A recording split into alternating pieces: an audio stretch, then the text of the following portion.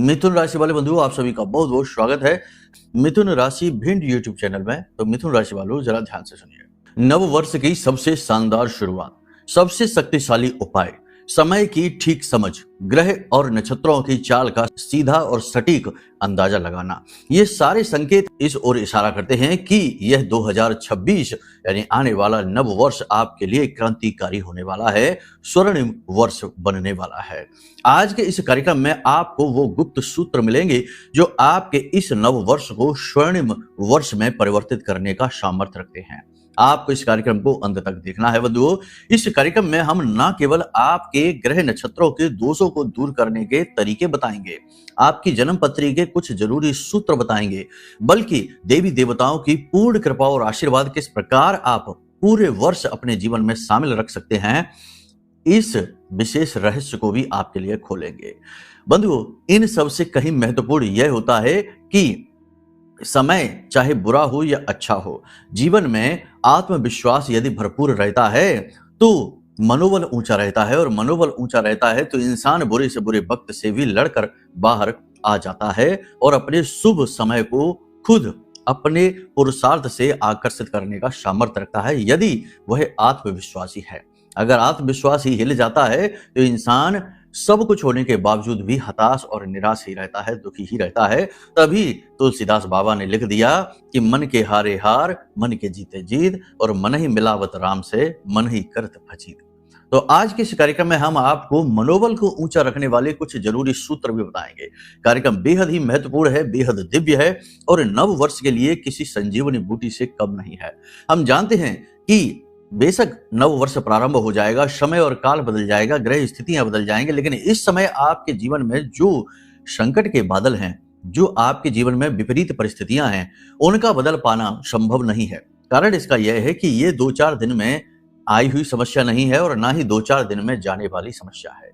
2 दिन बाद नव वर्ष अगर प्रारंभ भी हो गया तो इसमें कौन सा बड़ा तूफान आ जाएगा, कौन सी बड़ी अमृत वर्षा हो जाएगी कि जीवन तुरंत बदल जाएगा। सोकर जागे और सुबह सब कुछ गायब हो गया, सारी नेगेटिविटी गायब हो गई, सारे दुख तकलीफ गायब हो गए, और सुबह जागे तो राजाओं की तरह जीवन हो गया। ऐसा कुछ भी नहीं होने वाला है, होगा तो धीरे धीरे ही। लेकिन ये बात निश्चित है कि यदि आप हमारी बातों को गंभीरता से लेते हैं, जो हम आपको बताते हैं, समझाते हैं, इन बातों को समझते हैं, जीवन में भी उतारते हैं और लगातार कर्म में विश्वास रखते हैं, तो आप इस नव वर्ष में बहुत कुछ अचीव करने वाले हैं।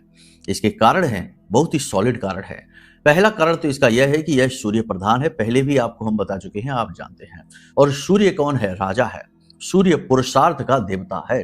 और सबसे बड़ी बात कि हिंदुओं के पंचदेवों में सूर्य देवता एक प्रमुख देवता माने जाते हैं। इन्हें सूर्य नारायण कहा जाता है, यानी नारायण श्री हरि विष्णु का ही स्वरूप माना जाता है। और सूर्य के प्रतिदिन साक्षात दर्शन आप और हम सभी करते हैं। ऐसे में यदि आपने सब कुछ अनुकूल रख लिया अपने जीवन में, अपनी त्रुटियों को दूर कर लिया और कुछ नकारात्मकताओं को दूर करने वाले प्रयोग करने प्रारंभ कर दिए, तो चमत्कार होते देर नहीं लगेगी। धीरे धीरे समय दर समय चीजें बदलती चली जाएंगी, पॉजिटिव होती चली जाएंगी। बेहद महत्वपूर्ण कार्यक्रम है बंधुओं।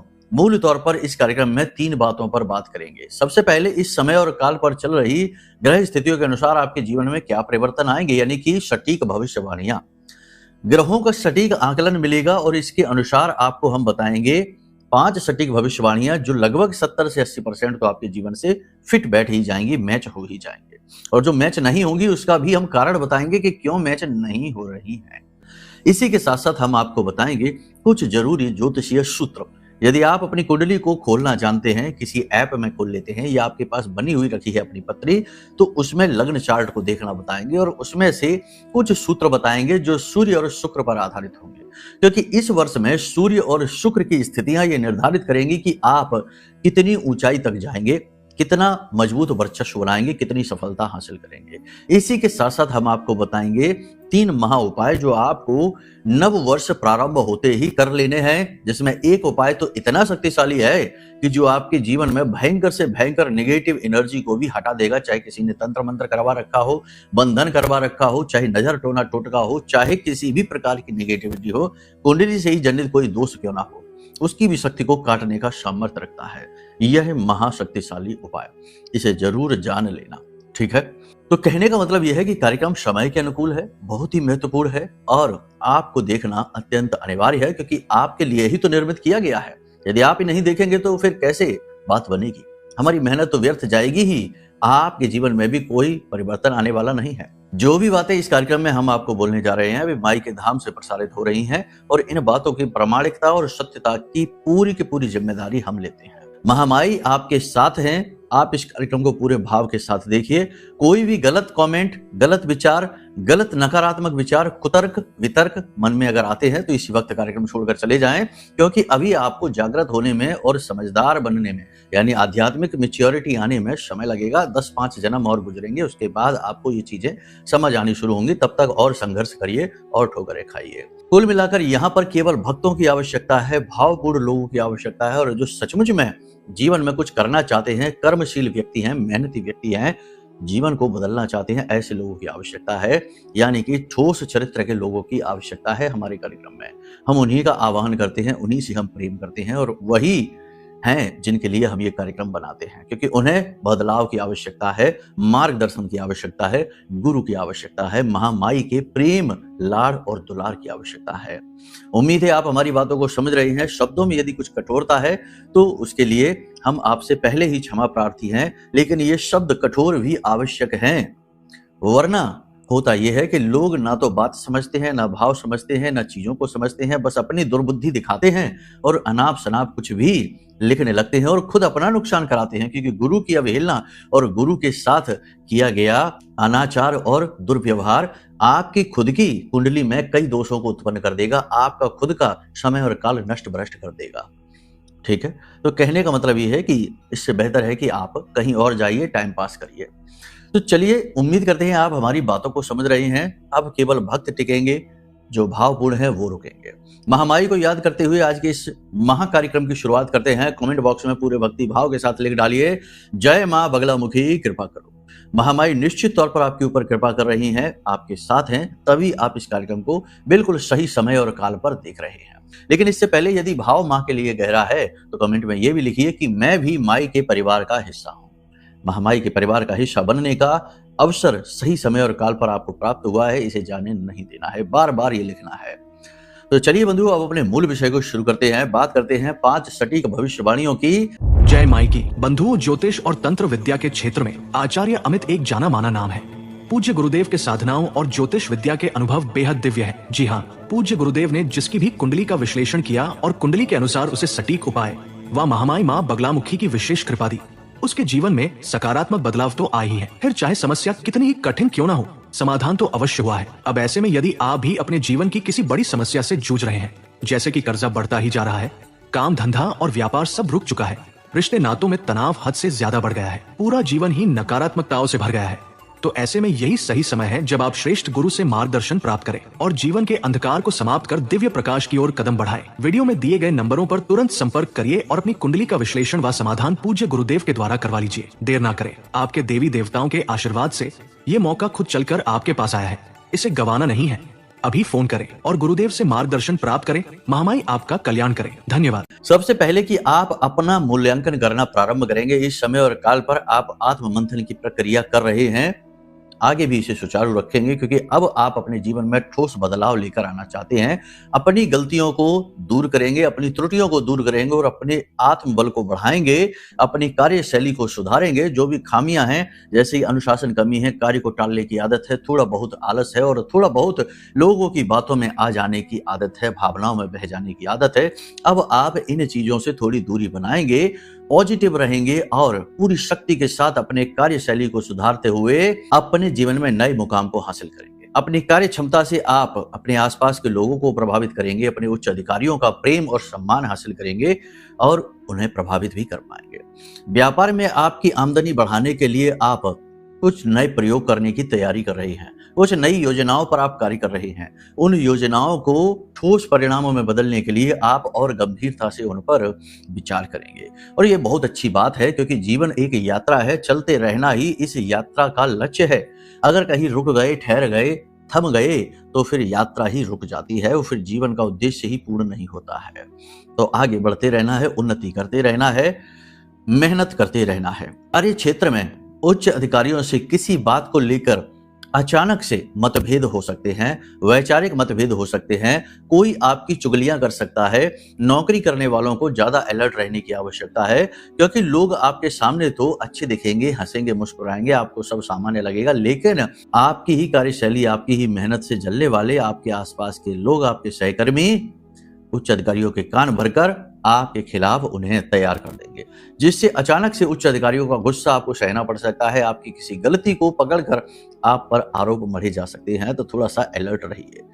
अपनी ईमानदारी और कार्य कुशलता से आप अपना स्थान तो मजबूत बनाकर बैठे हुए हैं, लेकिन फिर भी अड़चने, परेशानियां और मन की व्याकुलताओं का क्या करें, वह तो जाने का नाम ही नहीं लेती है। व्यवसाय में अपेक्षित परिणाम तो नहीं मिलेंगे, लेकिन मेहनत का फल मिलता रहेगा। ऐसा नहीं है कि बिल्कुल ही व्यापार डूबेगा, नहीं, व्यापार में परिणाम वैसे नहीं मिलेंगे जैसे आप सोच रही हैं, लेकिन आपकी जो मेहनत लग रही है उसका फल आपको मिलता रहेगा और आप सकारात्मक रहेंगे और समय और काल पर उन्नति करेंगे, ऐसा मन में आप विश्वास लेकर बैठे हैं। संतान के किसी कार्य को लेकर आपको गर्व महसूस होगा।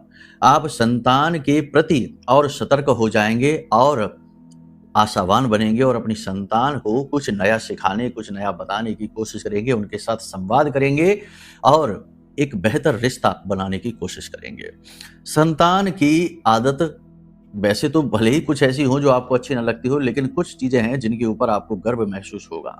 परिवार का वातावरण सामान्य सा रहेगा, लेकिन अचानक से भाइयों से किसी बात को लेकर विवाद हो सकता है, पैसे रुपए को लेकर किसी बात को लेकर अचानक से झगड़ा हो सकता है, तनाव की स्थिति बन सकती है। नजदीक के लोग ही निराशावादी बातें करेंगे तो आपका मनोबल गिराने की कोशिश करेंगे, आपकी योजनाओं पर निराशा के बादल छाने की कोशिश करेंगे। यानी कि आपको अपने नजदीकी लोगों से भी सोच समझकर बात करना है, अपनी योजनाओं को नहीं बताना है, अपनी भविष्य की योजनाओं को गुप्त रखना है। आप जो भी सोच रहे हैं सही सोच रहे हैं, आपके अंदर पूर्ण सामर्थ्य है, क्षमता की कोई कमी नहीं है। आपको किसी से वैलिडेशन लेने की कोई आवश्यकता नहीं है। किसी को भी अपनी बात बताना और फिर उनकी सहमति लेने से कोई फायदा नहीं है। लोग आपको निराश करेंगे, हताश करेंगे, आपकी ही योजनाओं में आपको ही तमाम खामियां गिना देंगे और आप कुछ कंफ्यूज से हो जाएंगे। मन की चंचलता पर आप नियंत्रण रखने की कोशिश रखें, क्योंकि मन यदि आपका नियंत्रण से बाहर हुआ तो अनाप शनाप ना जाने कितने नकारात्मक और सकारात्मक हर प्रकार के मिलावटी विचार आपके मन में भर देगा और फिर आप अपने ही विचारों में उलझ कर रह जाएंगे और ना जाने कितना समय आपका खराब हो जाएगा। सोशल मीडिया पर आपको अपना समय खराब नहीं करना है। दिन के कई घंटे आप सोशल मीडिया पर खराब कर सकते हैं, तो थोड़ा सा इसमें आप अलर्ट रहिए, समय का ख्याल रखते हुए कार्य करिए। भूमि भवन से जुड़े हुए फैसले लेने में जल्दबाजी बिल्कुल भी ना करें, थोड़ा सा समय दें और ग्रहों की चाल को अनुकूल होने का मौका दें। इस समय पर ग्रहों की स्थिति पूर्ण रूप से अनुकूल नहीं है। 14 जनवरी के बाद स्थितियां अनुकूल होनी शुरू हो जाएंगी और 17 जनवरी तक पूर्ण रूप से स्थितियां अनुकूल होगी। तब आप भूमि भवन से जुड़े हुए फैसले लेंगे तो आपको सकारात्मक परिणाम, उच्च स्तरीय सकारात्मक परिणाम प्राप्त होंगे। अब यहाँ पर ध्यान देने वाली दो बातें हैं कि छोटी छोटी बातों को, क्योंकि लोग दिल दुखाने वाली, चोट पहुंचाने वाली बातें आपसे करेंगे, तो छोटी छोटी बातों को दिल से लगाने की आवश्यकता नहीं है। इमोशनल मैच्योरिटी दिखानी है आपको। इसी के साथ साथ जरा जरा सी बात पर हर एक व्यक्ति को जवाब देना और उनसे उलझना, ये आदत भी आपके लिए ठीक नहीं है। इससे आप अपने लिए ही तनावपूर्ण वातावरण तैयार करेंगे और अपनी मानसिक स्थिति को खुद ही डिस्टर्ब करेंगे, यानी मानसिक स्थिरता को। आप एक ऐसे व्यक्ति हैं जो मानसिक शांति के वातावरण में ही बेहतरीन कार्य करते हैं। दिमाग में यदि तमाम तरीके की हलचल उत्पन्न हो जाए, उथल पुथल भरे विचार दिमाग में भर जाएं, तो आपकी कार्य कुशलता प्रभावित हो जाती है। तो ऐसे में आपको मानसिक तौर पर शांत रहने की आवश्यकता है। अपनी एकाग्रता को बनाकर रखें। मन भटकने की कोशिश बहुत करेगा, इधर उधर की बातें दिमाग में आएंगी, कानों में पड़ेंगी, तो इमोशनल उतार चढ़ाव आपके मन में आ सकते हैं, जिससे एकाग्रता आपकी भंग होगी, नुकसान आपका ही हो जाएगा। लोगों का क्या है, वो तो कह सुनकर चले जाते हैं, आप तिल मिलाते रह जाते हैं, सोचते रह जाते हैं, दिन दिन भर सोचते रह जाते हैं कि आखिर ऐसा कैसे इसने कह दिया, ऐसा कैसा ये सोच सकता है हमारे बारे में, ना जाने क्या क्या। कारोबार में प्रतिस्पर्धा, कंपटीशन आपको परेशान करेगा और एक तरीके से देखा जाए तो कंपटीशन आपको सोचने पर भी मजबूर कर रहा है और ज्यादा स्ट्रांग बनाएगा और आप इस कंपटीशन से परेशान जरूर है, व्यापारिक प्रतिस्पर्धा से परेशान जरूर हैं, लेकिन आप इससे लड़ने और निपटने के मार्ग भी निकाल लेंगे आराम से। बस आपको एकाग्र रहने की आवश्यकता है। आप आत्म मंथन करेंगे और अपनी छिपी हुई प्रतिभाओं को, अपनी शक्तियों को जागृत करेंगे और नए टैलेंट को अपने अंदर विकसित करेंगे। थोड़ा बहुत आप मानसिक शांति को प्राप्त करने के लिए मंदिर जा सकते हैं, किसी एकांत स्थान में जा सकते हैं और थोड़ा बहुत मौन रहकर अपने आप को, अंतर मन को जागृत करने के लिए अपने जीवन पर नजर डालेंगे, अपने कार्य पर नजर डालेंगे। यानी कहने का मतलब ये है कि आप स्व केंद्रित होने लगेंगे और ये बहुत ही अच्छी बात है। इसी के साथ साथ आप अपने परिवार के साथ, अपने प्रेमी जन के साथ कहीं बाहर भोजन करने के लिए भी जा सकते हैं। और सबसे बड़ी बात कि यदि आप धार्मिक प्रवृत्ति के इंसान हैं, पूजा पाठ अनुष्ठान में पूरा मन लगाते हैं, भगवान की भक्ति करते हैं, ये तो आपका अपना व्यक्तिगत विषय होगा। तो यदि आप भक्त प्रवृत्ति के इंसान हैं तो ये वही समय और काल है जब आपको कुछ दिव्य अनुभूतियां होंगी। आपके कानों में सोते समय कोई आवाज आ सकती है, अर्ध निद्रा की स्थिति में आपको किसी के दर्शन हो सकते हैं, या फिर आपको ऐसा लग सकता है कि जब आप सो रहे हो तो आपके सिर पर किसी ने हाथ फेरा। आपके पुरखे पूर्वजों के दर्शन आपको सपने में हो सकते हैं, देवी देवताओं के दर्शन आपको हो सकते हैं और पक्षियों में मोर और नीलकंठ के दर्शन आपको हो सकते हैं। ये दिव्य संकेत हैं जो ये बताएंगे कि समय जो बदल रहा है, तो इस समय और काल में आपके साथ बहुत कुछ अच्छा होने वाला है। देवता आपके साथ हैं। नजदीकी रिश्तेदार कोई अचानक से धन आपसे मांग सकता है, मदद की आपसे मांग कर सकता है। अब ये तो कहने की आवश्यकता नहीं है कि आप इस समय और परिस्थिति को चालाकी से टाल दें, कोई बहाना बना दें। यहाँ पर यदि आप दयावान बनेंगे तो अपने लिए नई मुसीबत खड़ी कर लेंगे, यानी धन किसी को भी नहीं देना है। साथ ही साथ जो लोग विदेश से व्यापार कर रहे हैं, उनके व्यापार की स्थिति अभी सुधरने वाली नहीं है, जैसी थी वैसी ही रहेगी। यानी कि परेशानियां और अड़चनें भी रहेंगी और काम स्टेबल रहेगा, धीमी गति से चलेगा। जो विदेश में नौकरी कर रहे हैं उन लोगों के लिए वातावरण थोड़ा सा प्रतिकूल होता दिखाई दे रहा है। कार्यस्थल पर पारिवारिक कलह क्लेश भी बढ़ता जाएगा।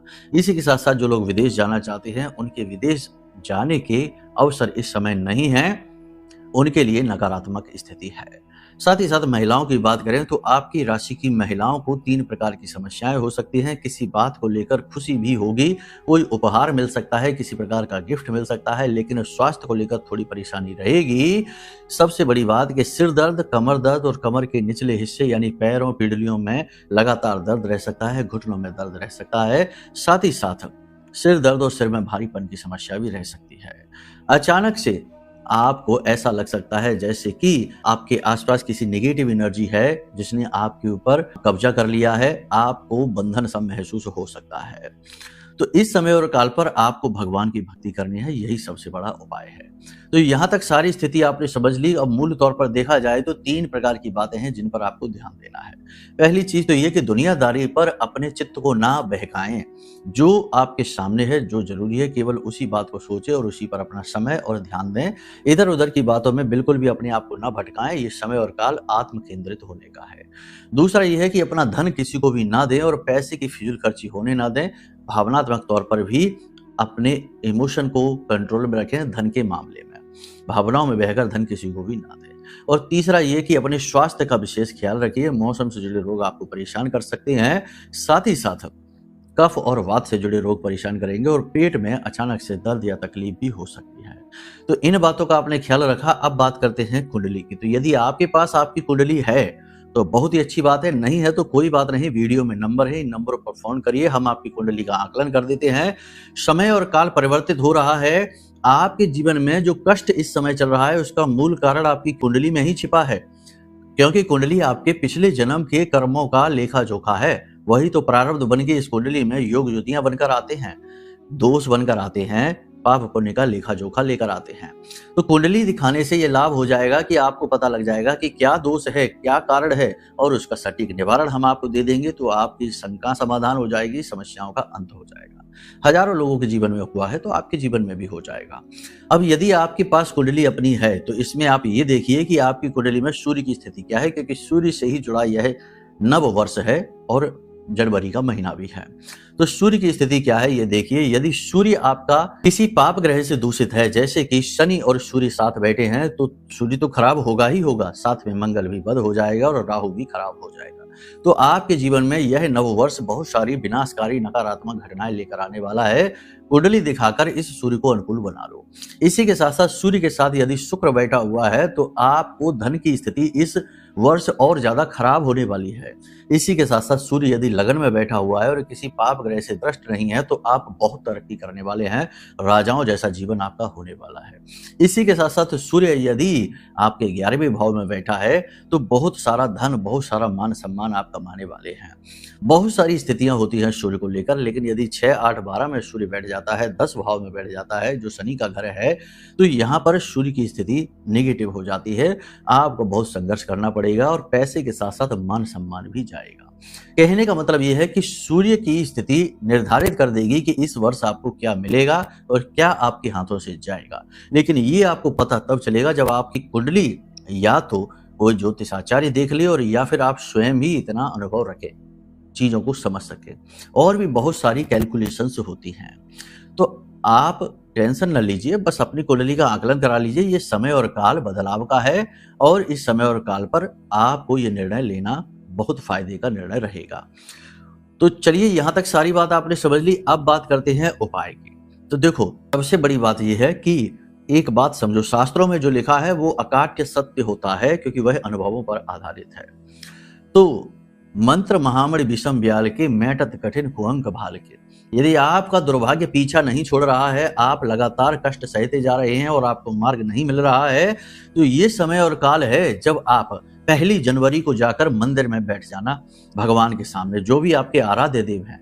अगर आपको अपने इष्ट देव पता है तो बहुत अच्छी बात है, वरना इष्ट देव कुंडली से पता लगता है कि पिछले जन्म में आपने जिनकी पूजा पाठ की थी वो आपके इष्ट देव होंगे और उनकी इस जन्म में की गई पूजा बहुत ज्यादा फलित होती है। तो इष्ट देव जानना है तो भी कुंडली दिखाई दो। कुंडली तो हर बात में दिखानी पड़ेगी, हर बात में कुंडली दिखाने से ही उद्धार होगा, क्योंकि कुंडली मतलब आपके जीवन का नक्शा, और नक्शा आपको पता है तभी तो आप आगे सकुशल तरीके से बढ़ेंगे, वरना तो भटकेंगे ही। तो इष्ट देव यदि आप जानते हैं तो बहुत अच्छी बात है, नहीं तो जिसमें देवी देवता के जिस रूप में आपकी आस्था है उन देवता के मंदिर जाइए। मान लेते हैं हनुमान जी के मंदिर जाते हैं, तो 1 तारीख को हनुमान जी के मंदिर चले जाना और हनुमान जी के सामने बैठकर जल हाथ में लेकर, हाथ में थोड़ा सा जल ले लिया, चावल ले लिए और पुष्प ले लिया, लाल रंग का कोई भी पुष्प ले लिया, और अपनी इच्छा मनोकामना को ध्यान में करते हुए कि जो भी आपके जीवन में कष्ट है, जैसे कर्जा चल रहा है या फिर नौकरी नहीं मिल रही है या वैवाहिक जीवन में कष्ट है, कुछ भी, हनुमान जी आपके जीवन के हर कष्ट को काटने का सामर्थ्य रखते हैं। मनसा पूर्ण कहा जाता है। जिन्होंने राम जी के कष्ट काटे वो आपके क्यों नहीं काट सकते। तो आपको बस उनके सामने बैठकर संकल्प लेना है कि हे प्रभु, हे भगवान, हम आपकी शरण में हैं और हम आपका 11 दिन का महा अनुष्ठान करने जा रहे हैं। अब ये अनुष्ठान क्या है, ध्यान से समझिए। अनुष्ठान का मतलब होता है कि देवता से किसी विशेष इच्छा की पूर्ति के लिए सकाम किया गया पूजा पाठ का कर्म। इसमें मेहनत लगती है, इसमें देवता बाध्य हो जाते हैं, इसमें दिव्य शक्ति आपका काम करने के लिए मजबूर हो जाती है, क्योंकि आपने संकल्प ले लिया और संकल्प में शक्ति बहुत ज्यादा होती है। संकल्प की शक्ति से ही तो पुराने जमाने में, प्राचीन काल में राक्षस या ऋषि मुनि देवताओं को भी प्रकट होने पर मजबूर कर देते थे, चाहे फिर ब्रह्मा जी हो, चाहे भोलेनाथ हो, चाहे कोई भी हो, नारायण ही क्यों ना हो। 5 वर्ष के बालक ध्रुव ने भगवान नारायण श्री हरि विष्णु को अपने सामने प्रकट होने पर मजबूर कर दिया संकल्प की शक्ति से। तो आपको संकल्प लेना है और संकल्प लेकर 11 हनुमान चालीसा प्रतिदिन और अंत में बजरंग बाण का पाठ। स्त्री हैं तो 11 हनुमान चालीसा प्रतिदिन और अंत में हनुमान अष्टक का पाठ, क्योंकि स्त्रियों को, महिलाओं को बजरंग बाण निषेध है। इसी प्रकार यदि भोले बाबा में आपकी आस्था है तो प्रतिदिन 11 माला या 21 माला ओम नमः शिवाय पंचाक्षरी मंत्र का जाप और अंत में शिव चालीसा का पाठ। ठीक है, इस प्रकार से आप संकल्प ले लीजिए और फिर एक निश्चित समय और काल पर मंदिर जाइए प्रतिदिन लगातार। संकल्प लेने के बाद फिर देवता तो बाध्य हो जाएंगे आपकी इच्छा पूरी करने के लिए, लेकिन आप उस संकल्प को तोड़ नहीं सकते, वरना आपकी हालत खराब हो जाएगी, क्योंकि ये एक एग्रीमेंट जैसा होता है ना, समझौता है। तो संकल्प तोड़ना नहीं है, तो कम से कम 11 दिन का संकल्प ले लेना या फिर 21 दिन का ले लेना, और आप देखिए कि ये जो 11 दिन है, ये जो 21 दिन है, आपके जीवन में आप स्वयं महसूस करेंगे देवता की शक्ति को। बस कुछ जरूरी काम है, जैसे कि जो नैतिकता के नियम होते हैं उनका पूरा पालन करना, जैसे जुआ, शराब, सट्टेबाजी, मांसाहार, उल्टे सीधे कुकर्म नहीं करने हैं, तंबाकू तक नहीं खाना है, धूम्रपान तक नहीं करना है। ठीक है। दूसरा कि जमीन पर शयन करना है, जमीन पर सोना है 11 दिनों तक, पूर्ण ब्रह्मचर्य का पालन करना है, जितना हो सके उतना सत्यता के नियमों का पालन करना है, यानी सत्य बोलना है और साधारण भोजन खाना है। व्रत नहीं रहना, साधारण भोजन खाना है, कम मसाले वाला, कम तीखा, लहसुन प्याज का त्याग कर दीजिए। और आप देखिए कि ये 11 दिन या 21 दिन जो आप संकल्प लेंगे, हम आपको लिख कर दे सकते हैं। हमारा खुद का अनुभव है कि आपके जीवन में भयंकर से भयंकर कष्ट क्यों ना हो, इन्हीं 11 दिनों में या इन्हीं 21 दिनों में उन कष्टों को काटने का, उनके पूर्ण निवारण होने का मार्ग आपको, सॉलिड मार्ग, ठोस रास्ता मिल जाएगा 100% गारंटी के साथ। समझ रहे हैं ना आप हमारी बात? ऐसे नहीं होगा कि कहीं जाकर दिया जला दो, कहीं जाकर ये कर दो, वो कर दो, यहाँ टीका लगा दो, वहां टीका लगा दो, यहाँ दिया जला दो। ये सब ढोंग से कुछ नहीं होगा। ठोस प्रयास करने होंगे, मेहनत करनी होगी, संकल्प लेना होगा, तब देवता बाध्य होते हैं। कोई मजाक नहीं है कि आपने जाकर यहाँ दिया जला दिया, वहां आरती गाली, यहाँ चालीसा कर लिया और हो गया काम, अब देवता आपका काम करते घूम रहे हैं। ऐसा नहीं होता। आपके लिए नौकरी लेकर आ रहे हैं, आपका कर्जा चुका रहे हैं, ऐसा नहीं होता है। ये मेहनत का मार्ग है, साधना मार्ग, तपो मार्ग है। यहाँ मेहनत लगती है, शरीर टूट जाता है। घंटों घंटों बैठकर जब माला करो तो पता चलता है कि घुटने तो है ही नहीं जैसे, कमर तो है ही नहीं जैसे, इतना शून्य हो जाती है बॉडी कि महसूस होना ही बंद हो जाती है। तो ये तपो मार्ग है। आपको भी तपना ही पड़ेगा। अगर सूर्य की तरह चमकना है तो सूर्य की तरह जलना भी पड़ेगा। ये कड़वा सत्य है, कठोर सत्य है। बाकी इधर उधर की अनर्गल बातें करते रहिए, इधर उधर के उपाय क्रियाएं करते रहिए। इन छोटे मोटे और उल्टे सीधे उपायों से कुछ होने वाला नहीं है। होगा तो तभी जब आप स्वयं संकल्प लेंगे और इस पूरी कमान को अपने हाथ में ले लेंगे। ठीक है, इसीलिए तुलसी बाबा ने यह भी कहा है कि कर्म प्रधान विश्व करे राखा, जो जस करे सो तस फल चाखा। आप जो करेंगे आप वैसा ही फल चखेंगे। इधर उधर दिए जलाते हुए और इसको उसको खुश करते हुए घूमेंगे तो बस जीवन इसी में चला जाएगा, कुछ मिलेगा नहीं, हाथ आएगा नहीं। तो ये सारी चीजें हमने आपको स्पष्ट तौर पर बता दी हैं। अब एक छोटा सा उपाय और कर लेना। देखो, ये उपाय एनर्जी को पॉजिटिव करेंगे, आपके आत्मबल को बढ़ाएंगे, धन की एनर्जी को अट्रैक्ट करेंगे।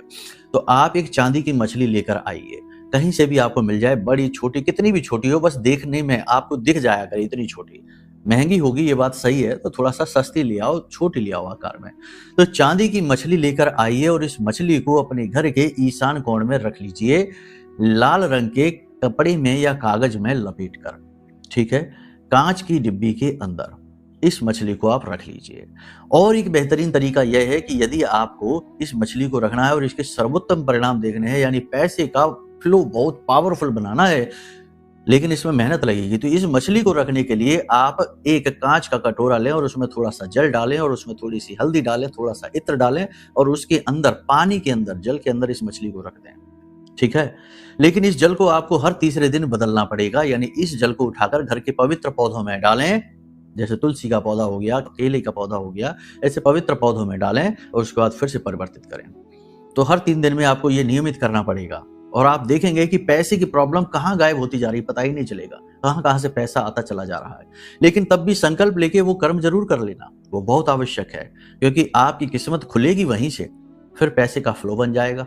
ठीक है, तो इन कार्यों को आप करके देखिए। बाकी अपनी कुंडली का मिलान यदि कराना है, या महामाई का यह महारक्षा कवच जो हर प्रकार के तंत्र मंत्र, टोना टोटका, नजर या किसी भी प्रकार के बंधन को काटने का पूर्ण सामर्थ्य रखता है, क्योंकि यह ब्रह्मास्त्र विद्या माँ बगलामुखी के सबसे शक्तिशाली मंत्रों से जागृत है, अभिमंत्रित है, हमारी माँ की शक्ति से जागृत है।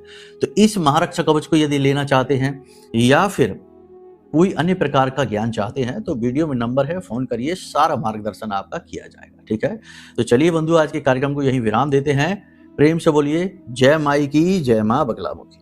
हमारे प्रिय और परम पूज्य आचार्य जी ने अपनी साधनाओं के अनुभवों पर आधारित शक्तिशाली उपाय और क्रियाओं के माध्यम से हजारों लोगों के जीवन को पूरी तरह से बदला है। आचार्य जी के द्वारा बताया गया हर एक उपाय इतना सटीक और कारगर होता है कि जो भी इसे पूरे भाव के साथ कर लेता है उसे साक्षात महामाई की कृपा और आशीर्वाद प्राप्त हो जाती है। इसलिए निसंकोच इन उपायों को पूरे भाव के साथ करिए, आपका कल्याण होगा। जय माई की।